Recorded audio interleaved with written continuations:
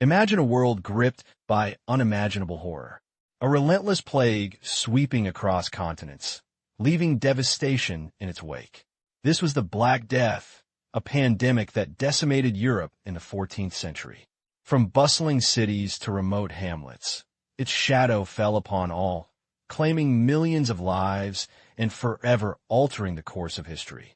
But within this panorama of despair, there exists a story of extraordinary courage, a testament to the resilience of the human spirit.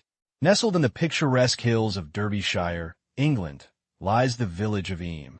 In 1665, the unthinkable arrived.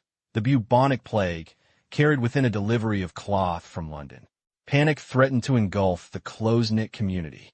But faced with an agonizing choice, flee and risk spreading the contagion or remain and face almost certain death, the villagers of Eyam made a decision that would etch their name into the annals of history. They chose quarantine. They chose to seal themselves off from the outside world, sacrificing their own lives to protect countless others. This is the story of Eyam, the plague village. Over the next hour, we will delve into the heart of this extraordinary event. We will explore the circumstances that led to Eyam's fateful decision, the individuals who shaped its destiny, and the devastating consequences that followed. Through expert analysis, dramatic recreations, and compelling historical evidence, we will uncover the secrets of Eyam, revealing how a small village outsmarted the Black Death's deadly grip. Prepare to witness a tale of sacrifice, resilience, and the enduring power of community in the face of unimaginable adversity. This is the Sealed Village, how Eyam outsmarted the Black Death's deadly grip. The year is 1348. Europe, a continent on the cusp of a new era, is about to be plunged into darkness. A relentless killer, the Black Death, is sweeping across the land, leaving a trail of unimaginable devastation in its wake. Carried by fleas on rats, the bubonic plague spreads like wildfire, indifferent to borders, social class, or faith. From the bustling ports of Italy to the remote villages of Scandinavia, no corner of Europe is spared. Within months, entire cities are decimated.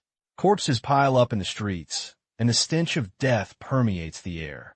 By some estimates, up to 60% of Europe's population will succumb to this unseen enemy. Fields lie fallow, trade grinds to a halt, and the very fabric of society begins to unravel. This is not merely a disease. It is an apocalypse in slow motion, a brutal reminder of humanity's vulnerability in the face of nature's wrath. This is the world that Eyam must soon face. Nestled in the rugged hills of Derbyshire, England, lies the village of Eyam, a place seemingly untouched by the great events unfolding on the continent. In 1665, Eyam is a small, close-knit community, home to approximately 700 souls. The village is a patchwork of stone cottages and windswept fields, dominated by the spire of St. Lawrence's Church. Farming and lead mining are the lifeblood of Eyam, sustaining its families through generations. The rhythm of life is slow and predictable, dictated by the seasons and the demands of the land. But this tranquility is about to be shattered.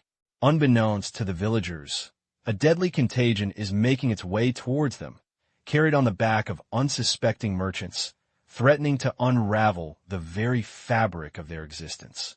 Eyam is about to face a test of courage and sacrifice unlike any other. August 1665. A seemingly innocuous delivery arrives in Eyam from London. A package of cloth intended for George Vickers, the village tailor. London, already ravaged by the Great Plague, is unknowingly exporting death. The cloth, infested with plague-ridden fleas, acts as a silent, invisible killer. George Vickers, unaware of the danger, lays out the fabric in his small workshop. Within days, he begins to exhibit the telltale signs of the plague: fever, chills, and the agonizing swelling of the buboes. He is the first victim, the initial spark that ignites the inferno. His sudden illness and rapid decline send shockwaves through the village. The residents of Eyam now face an unimaginable reality. The plague has arrived, and their isolated existence offers no protection. Into this growing crisis steps William Mompesson, the newly appointed rector of Eyam, a young man, barely 29 years old, thrust into a position of immense responsibility. Mompesson, educated at Cambridge, is a man of faith and intellect, but he has no experience with the horrors of the plague. He witnesses the rapid spread of the disease, the mounting death toll, and the growing panic within the village. Armed only with the limited medical knowledge of the time, he struggles to understand the nature of the contagion and how to combat it. He turns to prayer, to ancient remedies, and to the wisdom of his predecessor, Thomas Stanley. Mompesson realizes that he must act decisively if he is to save his flock, but the path forward remains shrouded in uncertainty. He is about to face a test of leadership that will define his life. While Mompesson grapples with the unfolding tragedy, a voice of experience emerges from the past. Thomas Stanley, the former rector of Eyam, now living nearby, understands the ruthless nature of the plague. He had witnessed its devastation in previous outbreaks. Stanley, a nonconformist minister, possesses a radical idea, born from grim experience: quarantine. He urges Mompesson to consider isolating the village, cutting it off from the outside world to prevent the disease from spreading further. It's a drastic measure, one that could mean starvation and death for many within Eyam. But Stanley argues that it is the only way to protect neighboring communities. This is the seed of a desperate plan, a gamble with unimaginable stakes. The weight of Eyam's fate rests on the shoulders of Mompesson and the village leaders. A momentous meeting is convened, the atmosphere thick with fear and uncertainty. The debate is fierce. Some argue vehemently against quarantine, fearing starvation and the loss of contact with the outside world. Others, swayed by Stanley's warnings, recognize the terrible necessity of isolating themselves. Mompesson, torn between his pastoral duty to his flock and the wider responsibility to protect others, makes a powerful plea for self-sacrifice. He reminds them of their Christian duty to love their neighbors as themselves. In a moment of extraordinary courage and selflessness, the villagers of Eyam reach a unanimous decision. They will voluntarily quarantine themselves, sealing their fate to save others. It is a decision that will forever etch their names in the annals of history. With the decision made, the villagers of Eyam must now enforce their self-imposed quarantine. A boundary line is established, marked by a circle of stones ringing the village. These stones become a stark symbol of their isolation, a physical manifestation of their sacrifice. Strict measures are put in place to prevent anyone from entering or leaving Eyam. Guards are posted at key entry points, and the villagers patrol the perimeter. Communication with the outside world is reduced to a minimum. The boundary stones are not just markers. They are a psychological barrier, a constant reminder of the danger that lurks within and the responsibility they bear to protect those beyond. The quarantine, while a testament to Eyam's moral courage, exacts a heavy economic toll. Trade and commerce grind to a complete halt. The lead mines, the lifeblood of the village, are abandoned. Fields lie untended, and the once thriving market stalls stand empty. The villagers, cut off from their livelihoods, face widespread poverty and hardship.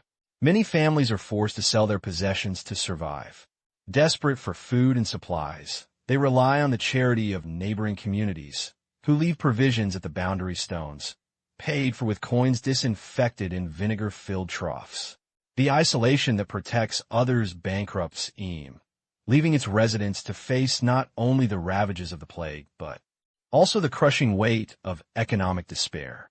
The plague respected no one. It didn't care for wealth, status, or piety. It struck indiscriminately, tearing families apart and leaving behind a trail of unimaginable grief.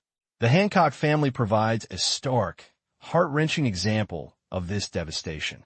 Elizabeth Hancock, a mother in Eyam, faced the unthinkable.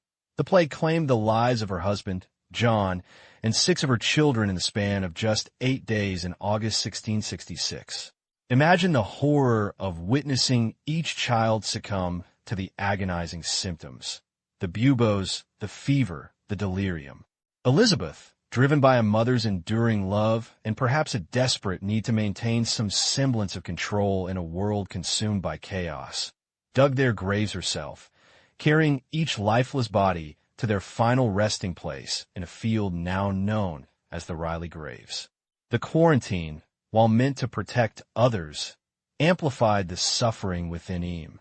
It trapped families with the disease, forcing them to endure their darkest hours alone, their cries for help unheard beyond the village's self-imposed boundary. Elizabeth Hancock's story is not just one of loss. It's a testament to the resilience of the human spirit in the face of unbearable tragedy. With the village church becoming a breeding ground for infection, William Mompesson, the rector of Eyam, made a bold and innovative decision to hold church services outdoors. This radical move, while unorthodox, was a pragmatic attempt to minimize the risk of further contagion. The villagers gathered in a natural amphitheater, Cucklet Delph, seeking solace and spiritual guidance amidst the rising tide of death. Here, under the open sky, they prayed, sang hymns, and listened to Mompesson's sermons, their voices echoing through the valley. Mompesson, along with the former rector Thomas Stanley, offered not only religious comfort, but also practical advice and encouragement. They urged the villagers to remain steadfast in their quarantine, emphasizing the importance of their sacrifice in protecting the wider community. Faith, for many in Eyam, was a crucial anchor, providing strength and hope in the face of unimaginable adversity. These open-air gatherings became a symbol of their shared suffering and their collective determination to endure. In the darkest hours of Eyam's ordeal, ordinary people rose to extraordinary heights. Among them was Anna Frith, a young widow who emerged as a beacon of hope and compassion. Anna, trained in herbal remedies and midwifery by her mother, dedicated herself to caring for the sick and burying the dead. She tirelessly nursed those afflicted with the plague, offering comfort and practical assistance in their final days. With the village decimated, the task of burying the dead fell increasingly on Anna's shoulders. She dug graves, prepared bodies for burial, and performed last rites, often alone and in the face of immense personal risk. Anna's story is one of selfless service and unwavering courage. She risked her own life to alleviate the suffering of others, becoming a symbol of resilience and human kindness in a time of profound despair. Her diary entries, if they survived, would surely tell a tale of unrelenting hardship tempered with unwavering hope. While history often focuses on leaders, Anna Frith embodies the quiet heroism of everyday people who make a difference. While the decision to quarantine Eyam is lauded as an act of selfless heroism, it's crucial to acknowledge that it wasn't universally embraced. As the death toll mounted and desperation grew, whispers of dissent began to circulate. Some villagers, driven by fear and a longing for normalcy, attempted to break the quarantine. There were reports of individuals sneaking out of the village to seek help or supplies from neighboring communities. One documented case involved a man named Roland Torrey, who tried to escape with his family, but was apprehended and forced to return. Understandably, not everyone could bear the immense psychological and emotional burden of isolation and the constant threat of death. The desire to flee, to protect oneself and one's family, was a natural human instinct. These instances of defiance, though relatively few, serve as a reminder of the extraordinary pressures the villagers of Eyam faced and the internal conflicts that simmered beneath the surface of their collective sacrifice. To sustain the quarantined village, a system of trade was established at Well Meadow, a field located on the outskirts of Eyam. Here, villagers would leave money in a designated trough, which was filled with vinegar to disinfect the coins. Merchants from surrounding communities would then leave supplies, food, medicine, and other essentials in exchange. This arrangement relied on a remarkable degree of mutual trust and respect. The people of Eyam trusted that they would receive the necessities to survive, and the surrounding communities trusted that the villagers would adhere to the quarantine and not attempt to cross the boundary. This exchange became a symbol of solidarity and compassion, demonstrating that even in the face of unimaginable fear, humanity could prevail. The well meadow became more than just a marketplace. It was a lifeline, a testament to the enduring bonds of community, and a silent promise to help a neighbor in need. As the weeks turned into months, the plague tightened its grip on Eyam. Death became a constant companion, an ever-present specter haunting the village's every corner. The official records, though likely incomplete, suggest that at least 260 villagers perished, representing nearly half of Eyam's population. But numbers can only begin to express the sheer scale of the tragedy. Imagine the constant sound of tolling bells, marking the passage of yet another soul. Picture the endless stream of makeshift coffins being carried to the burial grounds. Every family in Eyam was touched by loss, many losing multiple members. Children were orphaned, parents buried their offspring, and spouses were left to grieve alone. The air was thick with sorrow, and the silence between the tolls was filled with dread. The psychological impact of witnessing such widespread death and suffering must have been devastating, leaving scars that would last a lifetime. William Maupassant's letters, penned during the plague's darkest days, offer a poignant glimpse into the heart of Eyam's ordeal. They are a testament to his unwavering faith, his dedication to his parishioners, and his growing desperation as he witnessed his community decimated. In one letter to his patron, the Earl of Devonshire, dated August 16, 1666, Maupassant writes of the sad and deplorable condition of Eyam, begging for assistance and expressing his fears for the future. He speaks of the immense suffering he witnesses daily, the agonizing deaths, and the psychological toll it takes on him and his flock. He writes of burying his own wife, Catherine, a victim of the plague, and of the loneliness and despair he feels. Yet, even in his darkest moments, Maupassant's faith shines through, and his commitment to his parishioners remains unwavering. His letters are a cry for help, but also a powerful expression of human resilience and spiritual strength in the face of unimaginable adversity. When the plague finally abated in the autumn of 1666, Eyam was a changed village. The landscape itself bore the scars of the epidemic. The most visible reminder was the proliferation of unmarked graves scattered throughout the fields and woodlands surrounding the village.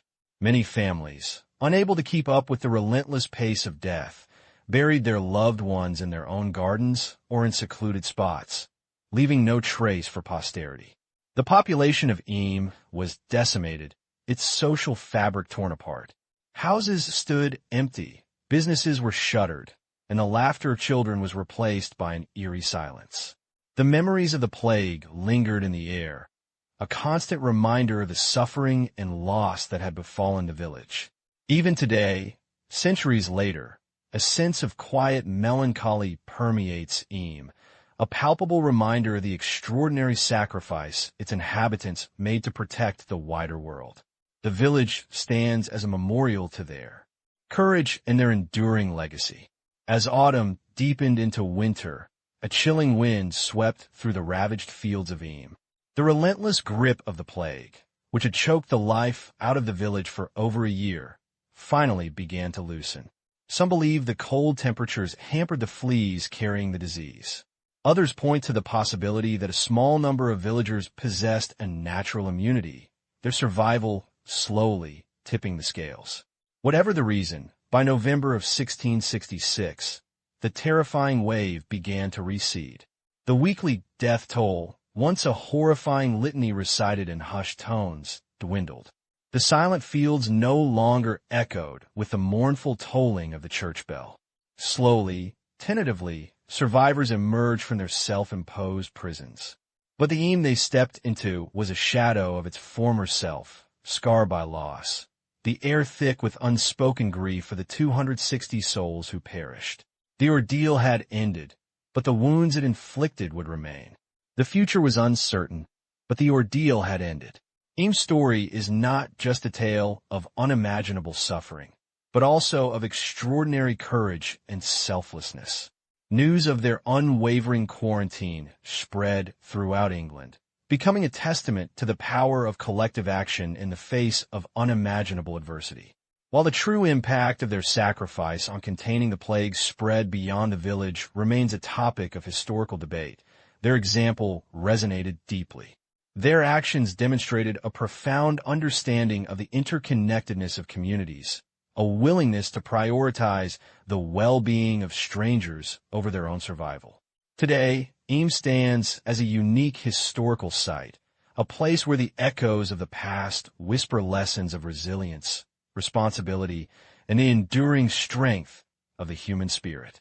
It reminds us that even in the darkest of times, humanity is capable of remarkable acts of bravery and compassion. The story of Eyam is still spoken, still learned, in an age where pandemics threaten to disrupt the world once more. Its sacrifice and selfless choice continues to be studied by epidemiologists, historians, and citizens alike. The story of Eyam is a stark reminder of humanity's capacity for both profound suffering and unparalleled selflessness. Confronted with the terrifying reality of the Black Death, the villagers of Eyam chose a path of unimaginable courage. They faced their own mortality, enduring agonizing losses, all to safeguard their neighbors and prevent the further spread of disease. Their sacrifice, though born of tragedy, became a beacon of hope and a testament to the strength of the human spirit. Centuries later, we find ourselves grappling with new global pandemics, facing similar challenges and making difficult choices. The lessons of Eyam resonate with an urgency that transcends time. They remind us of the vital importance of community, the power of collective action, and the enduring need for compassion in the face of adversity. Eyam teaches us that even in the darkest of times, humanity can rise to meet the challenge, driven by a shared commitment to protect one another. Let us remember the victims of Eyam, those brave souls who paid the ultimate price for their extraordinary act of self-sacrifice. Their story stands as an eternal tribute to the enduring power of human connection and the profound legacy of a village that chose to seal itself away for the greater good. May their memory inspire us to face our own challenges with the same courage, compassion, and unwavering commitment to the well-being of humanity. The sealed village of Eyam may be a story from the past, but its lessons are timeless.